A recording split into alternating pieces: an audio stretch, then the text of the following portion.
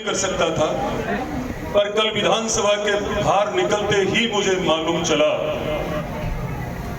कि मेरे जिले के, मेरे गांव के, जिला और जिले में गांव मेरा और उनका एक ही है जहां हम जन्मे और दो शहीद हो गए हैं।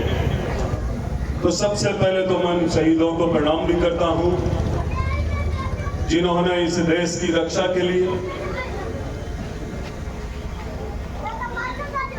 लगातार पिछले कुछ दिनों से आजकल आतंकवादी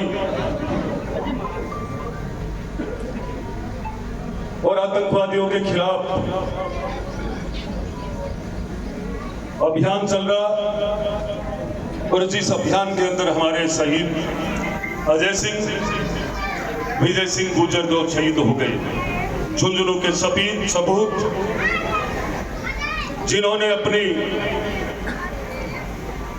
छोटी सी आयु में 25, 26, 27 साल की अवस्था के अंदर उन्होंने अपनी देश के लिए, देश की रक्षा के लिए अपना जीवन कुर्बान कर दिया और आज वो अमर हो चुके। उन्होंने अपना नाम इस देश के लिए, देश की खातिर, देश की सीमाओं पर डटकर लड़ने के लिए, रक्षा करने के लिए अपना जीवन समर्पित कर दिया, अपने प्राणों की न्योछावर कर दिए प्राण। अब जल्दी ही यहां से उनके शहीद की जो अंतिम अंत्येष्टि है उसमें जाने का समय भी है।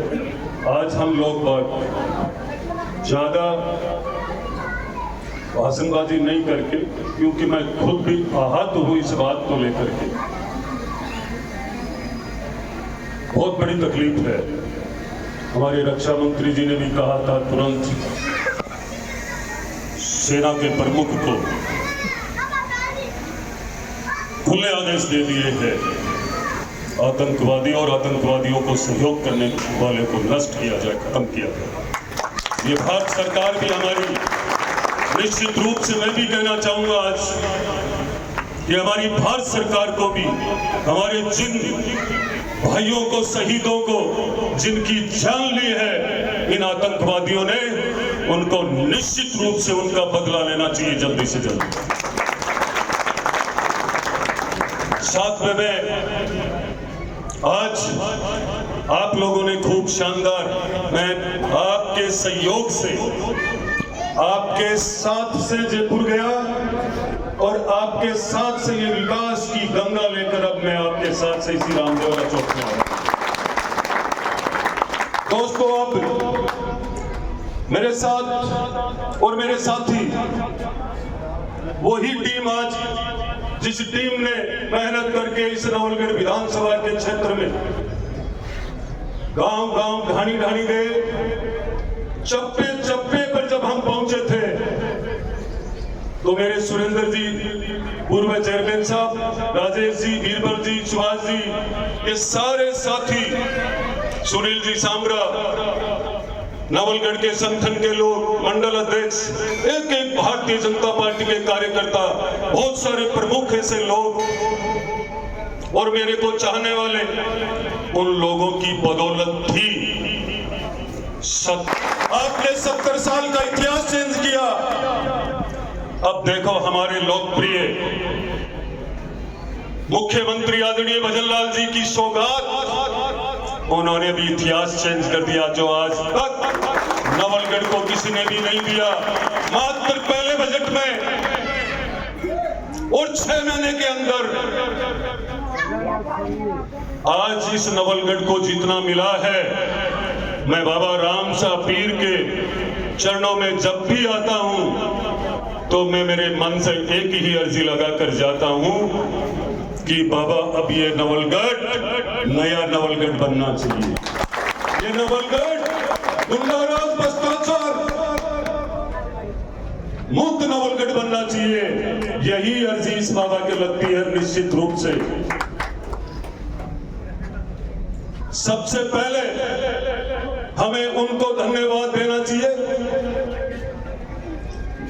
हमारे आदरणीय मुख्यमंत्री जी श्री भजनलाल जी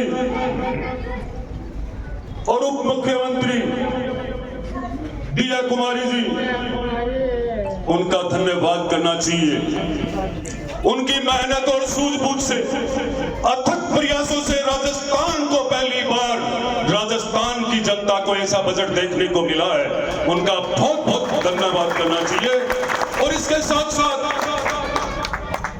मैं इस बाबा वीर रामचा पीर के प्रांगण से, इस नवलगढ़ की तरह से आदरणीय मुख्यमंत्री जी का और दिया कुमारी जी का, नवलगढ़ की जनता की तरफ से और नवलगढ़ का विधायक आपका बहुत बहुत आभारी है, आभार व्यक्त करता है कि जितना मैंने आपको दिया उससे भी ज्यादा नवलगढ़ को आपने दिया है। मैं जितना आपका आभार व्यक्त करूं, धन्यवाद व्यक्त करूं, उतना ही मेरे लिए कम है। मैंने दाखिल के अंदर कहा था कि अभी तो 10 तारीख का बजट है, ये ट्रेलर है, अभी देखना, कल आपने 16 तारीख में भी देख लिया ना, बिघाल से लेकर के तोगड़ा, डाबड़ी, सांडासी, मांडासी, देवगांव, मोबसर, जितने भी ये गांव है, घोड़ीवारा, सोटवारा, इस आसपास के, एक भी गांव बिना रोड के नहीं बचा है। गांव में 40 किलोमीटर की रोड। साथ में मैंने डिघाल में एक वादा किया था पीएससी व सीएससी बनाने का, और जो मैंने वादा किया वो पहले दिन कहकर आया था, जो कहूंगा वो निश्चित कहकर जा रहा हूं होगा।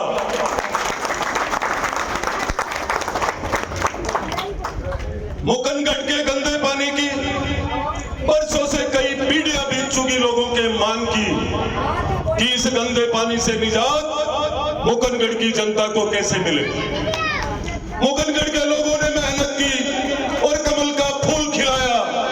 राजस्थान में सरकार बजरलाल जी की बनी और मुकनगढ़ को 10 करोड़ रुपए गंदे पानी की निकासी के लिए। मैं गया कार्यक्रम में और उसके बाद मेरे को जाते ही उन्होंने कहा था, तो मैं बजट के 2 दिन पहले मुकनगढ़ में कहकर आया था, मुकनगढ़ के साथियों, ये तय कर लेना आप अपने कर्म पे, मजबूती पे डट के रहना।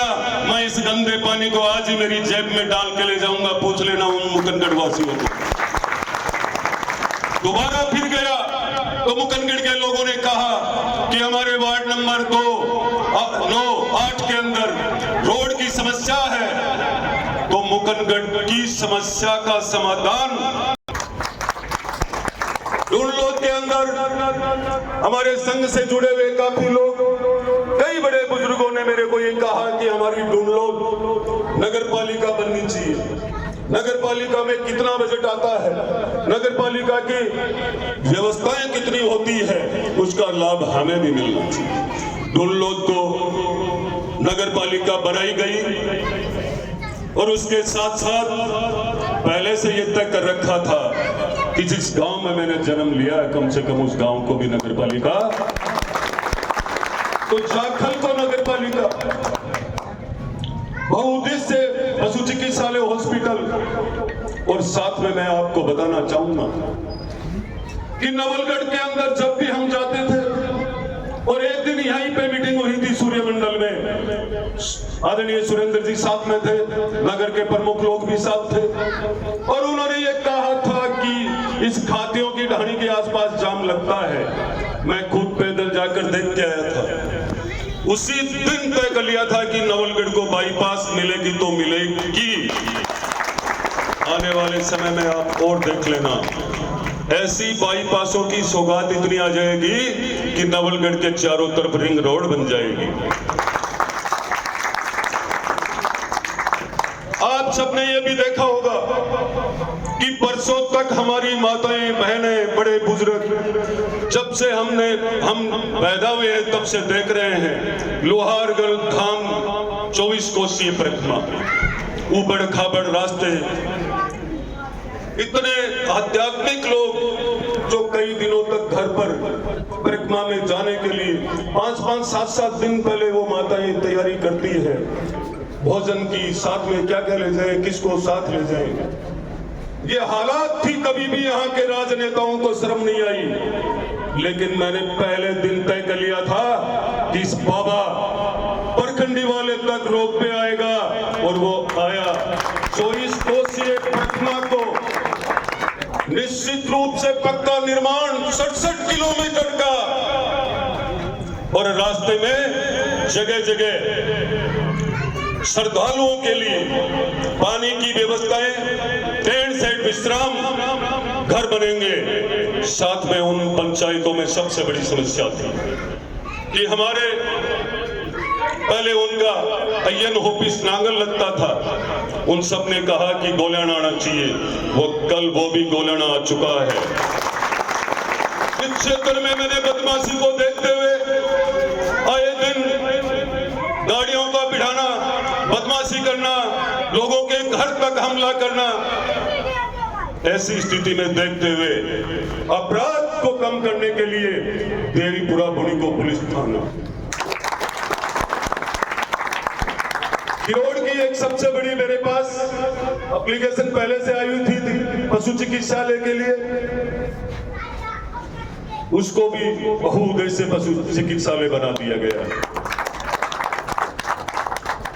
पूरी विधानसभा के अंदर आप ये देखोगे तो मैं आप सबसे हाथ जोड़ के ये कहना चाहूंगा, आपका सेवक बन करके मैं वादा करके गया था, जीतने के बाद ये तय किया था मैंने कि एमएलए नहीं, मैं आपका सेवक ही बनकर रहूंगा। तो मैं ये कहना चाहूंगा, जिनकी जो भी एप्लीकेशन मुझे दी, करीब की पूर्ति 6 महीने में हो चुकी है। आपको जल्दीबाजी करने की आवश्यकता नहीं है। बचा हुआ काम इतिहास के पन्नों में 4.5 साल वो लिखा जाएगा। शायद जीवन में कभी आने वाले जो पहले आए थे वो तो 100